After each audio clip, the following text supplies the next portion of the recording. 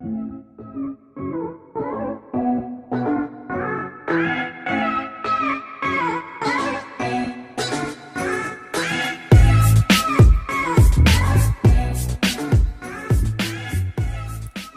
to the first ever video from 9 Lives Retro Gaming. Today we're going to be repairing a DMG001 original Game Boy. This one has a few issues. Number one is that although it's hard to see on the camera due to how many lights I've got in here, it is quite yellowed. You can sort of start to see the tinge if I hold it like that a little bit. So it is quite yellowed. It's also got a fair few blemishes and marks. It's just generally dirty, so we've got a smear over the Game Boy logo here, which might have taken away some of the print. You know, general marks, wear and tear. It's kind of gross in places up there. And we've got a lot of sort of just gunk and rubbish up the top there. As far as the usability of the handheld goes, it works okay. The sound's great. We'll try and turn it on. Luckily this time it looks like it's working fine. You can hear the sound working there.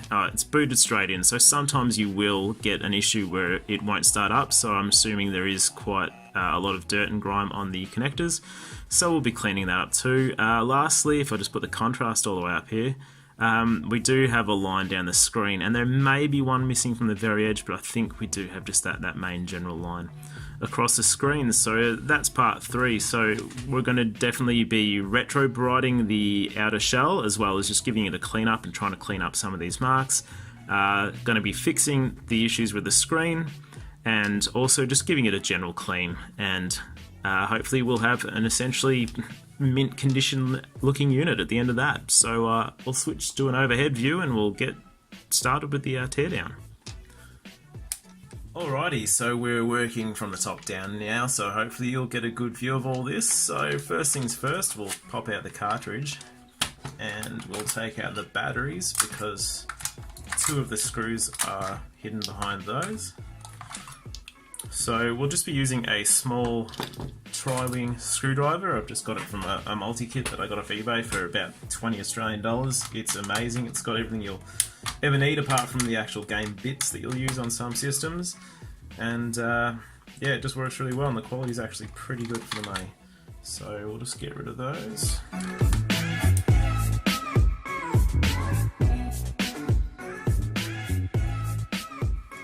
Okay, that's all the screws out, so we just want to very carefully take the console apart, because you do have the ribbon cable connecting the front section to the back section.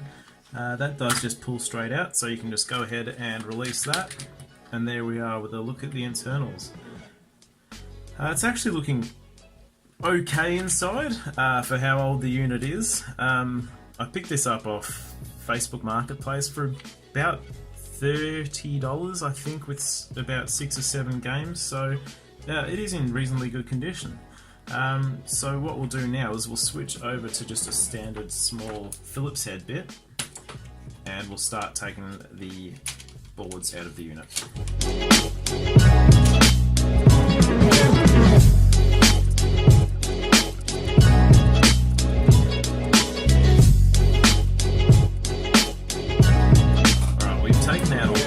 Holding the screen in now, so we're almost ready to pop this board out. So what actually happens is that there is a double-sided piece of tape essentially running around the edge of the screen, so sometimes you will have to apply some heat just to help lift it up.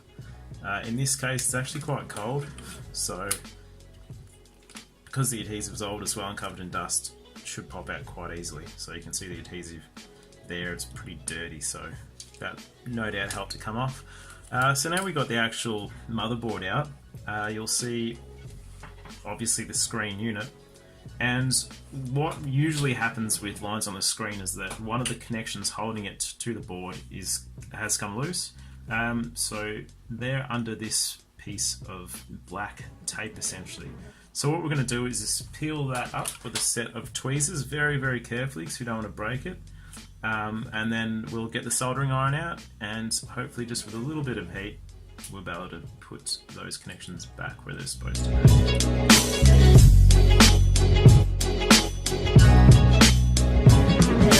Okay, Okay, so I've got my soldering iron plugged in. I've got the temperature set to 360 degrees, so it's quite hot, but not too crazy. You could potentially do this with a rework station, like a hot air rework station, but just to try and keep the heat a little more minimized to that particular area, I do prefer to do this with a soldering iron. Another good tip, I guess, if you want to, is you can leave this connected to the main board. That way you can have the power on while you're doing this, which will allow you to physically see the repair happening as you go. So you'll be able to see if you fixed the issue, or you know, if you haven't fixed the issue, you'll be able to physically see it. I've done this a couple of times, so I'm just going to go ahead and just give it a general go over, but I'm pretty confident that it should be fine. But that is a tip, I suppose, that if you do want to leave it on. I also just don't like the risk of potentially shorting something out. I'd rather just have everything disconnected and just try it this way. Rid of my cat hairs, so let's go for it.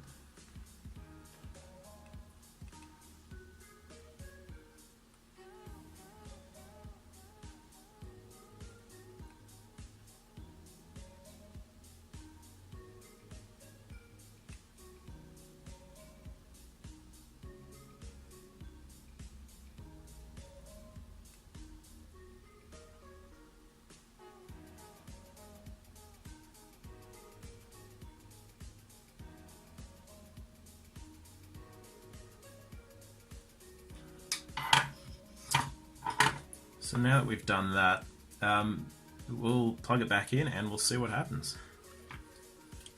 Alright, so I just had to go off camera for a little second there. Just had to give this a little bit of heat on that edge of the connector too, but if we turn it on now, you'll see that there are no black lines. It is perfect. So if we just change to the Nintendo, the black logo, there's no game inserted, you'll see that there are no black lines apparent. So it is a bit fiddly. You can put too much heat into it and cause some damage, but if you're just very careful and just go slowly, you will definitely 99% of the time be able to fix at least most of the lines. Sometimes there is damage to the screen, but most of the time you can fix the lines on the screen, which is pretty handy. Cheap fix.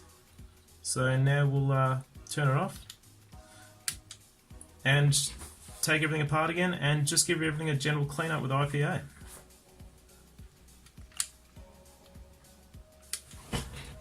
Alright, so I've just got a little cap full of IPA alcohol here, so we'll start I've just given the receptive pads just a little clean. And with these, it'll look like they're really dirty, and they probably are, but they will always pull a little bit of the black material off the pad, so don't just keep going expecting the black to go away forever, because it won't. You'll just keep rubbing away at it. So just gently give them a bit of a wipe.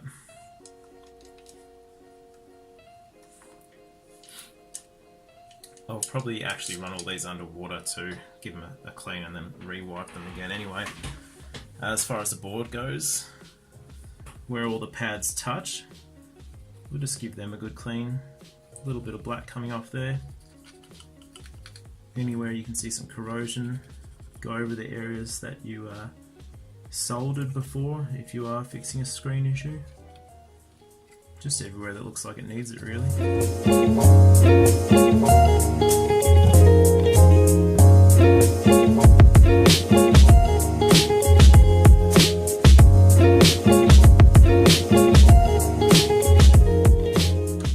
So that will leave us with a case. We'll pop off this RF shield and take out the power button, and then that'll be ready to have a bit of a clean. We'll just pop out this battery terminal here.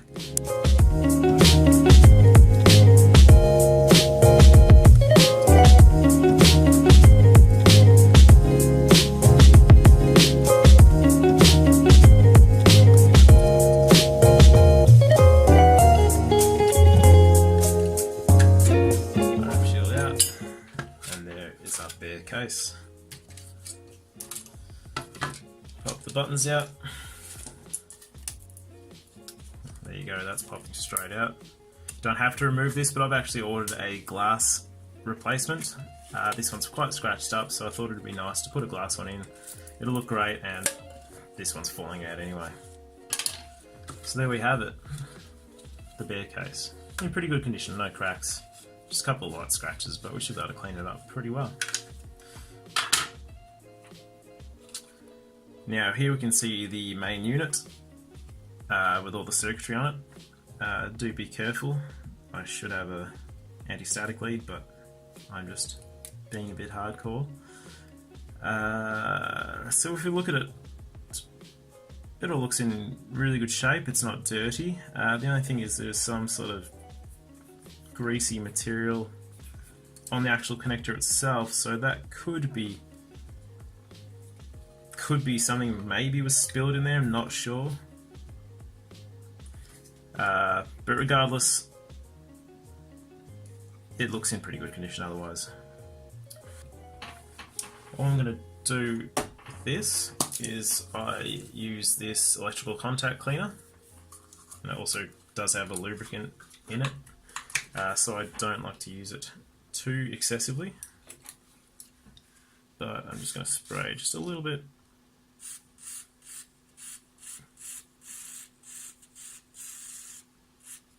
on the terminals there. I'm just going to get a game and pop it in and out a few times.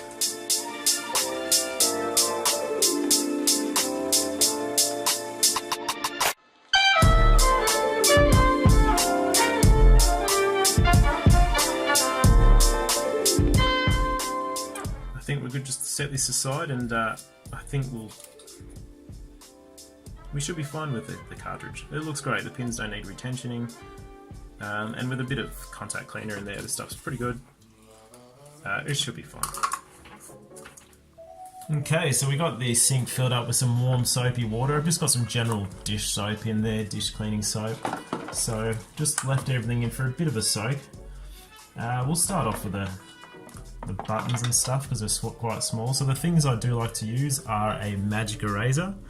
They're really great at getting rid of small stains and scratches, and just a toothbrush just to get into all the small cracks and crevices. So I'll just give it a quick wipe, quick rinse, chuck it off to the side. So I'll just keep doing that with everything, and then with the case itself I will give it a pretty gentle clean. Now with the magic eraser you do have to be quite careful that you don't scratch too hard, especially on the decals, things like that, because they are a mild abrasive, so they will damage the appearance of the unit eventually. So just go nice and lightly, plenty of soap and water, and you should be fine.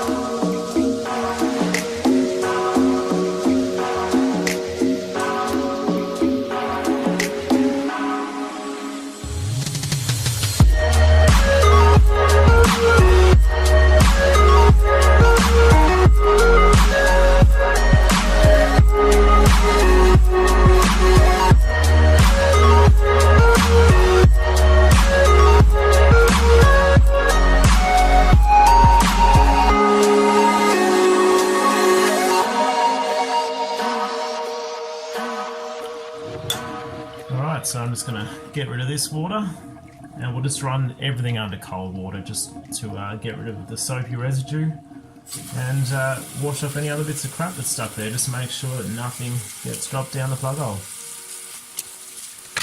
As you can see, just with the magic eraser, I've already got rid of the blue smear on the Game Boy logo, so that's excellent. It must have just been a bit of texture or something like that maybe. That's already looking a heck of a lot better, but could still do with just a little bit of retro brighting to bring it back to its former glory. Alright, it's day 2. We're just waiting for the sun to come out, hopefully give us some of its magical UV power. We're going to do some retro brighting today. So we've got the shell. What I'm going to use for it is this Quality Vitality, I think it is. It's cream developer, it's peroxide for your hair essentially. This is 40%, so it's like the strongest stuff you can buy, or at least in Australia you can buy from a chemist. This is the Whiz Bang Italian formula, so like we know it's going to be primo. So what we do is I've got a couple of little Ziploc bags. This stuff's pretty cheap. I think it was, I don't know, $5-10 for this bottle. It's 500 ml. I just like to generously just tip some in there. Doing it this way with the bags means that you don't get it all over your hands. Let's go a bit more. We'll put 1/2 the shell in each bag. And try and get most of the air out. And then we'll just essentially completely cover the shell in the solution. So make sure you get it all over, a nice good covering, because we don't want it to be splotchy, which can happen if it dries out, or if you just don't have it on certain parts. It's obviously not going to have a greatest effect. So I'll just do this with the other one and the battery cover, and then we'll take it on outside.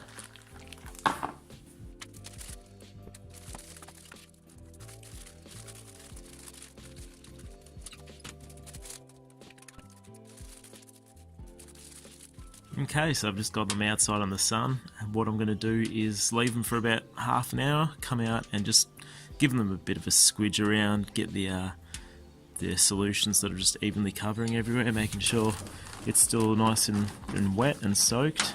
So yeah, leave it there and, you know, let the sun do its magic. Okay, it's a couple hours later. It's been a pretty average day, but they are looking fantastic. So we'll take them inside, give them a clean off, and then chuck them on the bench ready to put it all back together.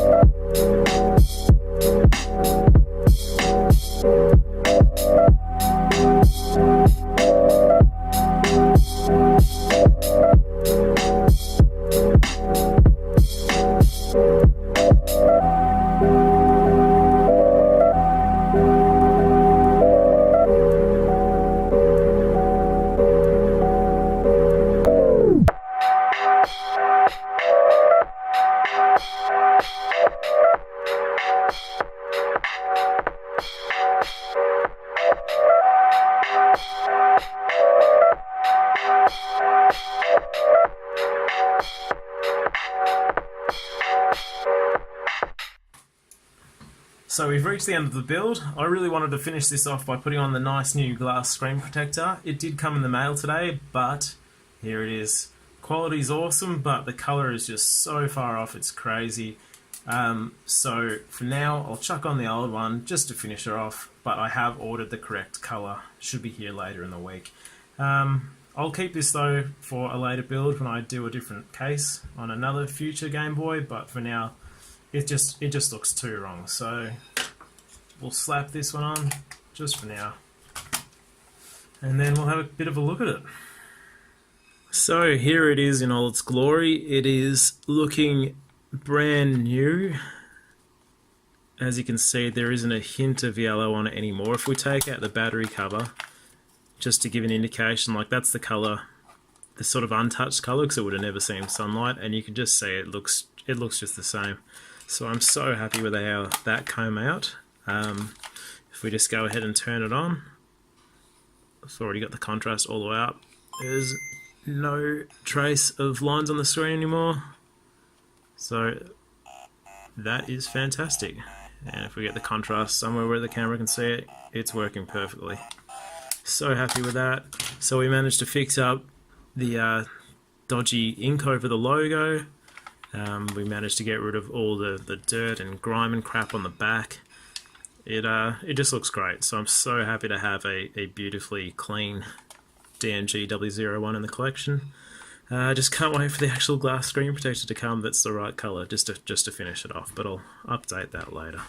So thanks so much for making it all the way through to the end. I really look forward to making more of these. And yeah, please feel free, since this is my first one, leave any comments with any suggestions or helpful hints or things you'd like to see in the future, and I will try my best to get back to everyone. Thank you so much. See you next time.